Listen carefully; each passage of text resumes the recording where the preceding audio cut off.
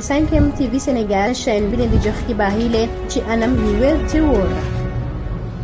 mbokku internet yu 5M TV Sénégal dal leen jàmm ci seen chaîne bi leen Birahim Faye dafa rek déposé ab plainte rek kile di maître Juan Branco moom nag ginnaaw kàddu yu mu yëkkati woon ca ndaje ba mu doon am ak taskatu xibaar yi lee foofee ca Paris. Juan Branco di avocat français bi lee daal dinay àddu rek jëm nag ni wax ni ki nga xam ni nag moom mooy ministre bi di Birahim Faye moom nag bokk na ci ña nga xam ne ñoom ñooy rek recruter ay nervi daal di koy rek indil gouvernement wu Sénégal ginnaaw bu ñu sukkandikoo nag moom ci avocat bile moom Birahim Faye ginnaaw gi nga xam ne rek bokk na ci ministre yi fi mu nekk nii nga xam ni cour pénal international rek ma ngay nekk ci ay tànkam ginnaaw nag kàddu yooyu sax nag Birahim Faye moom daal dinay àddu rek jëm ci lu nu mel ni nag moom avocat Ousmane Sonko boobee ci kàddu yi nga xam ne yëkkati na ko di ko rek bëgg jaxase kaskan wile rawatina nag ci wàllu bataille juridique bi nga xam ni moom la daal di fësal jamono ji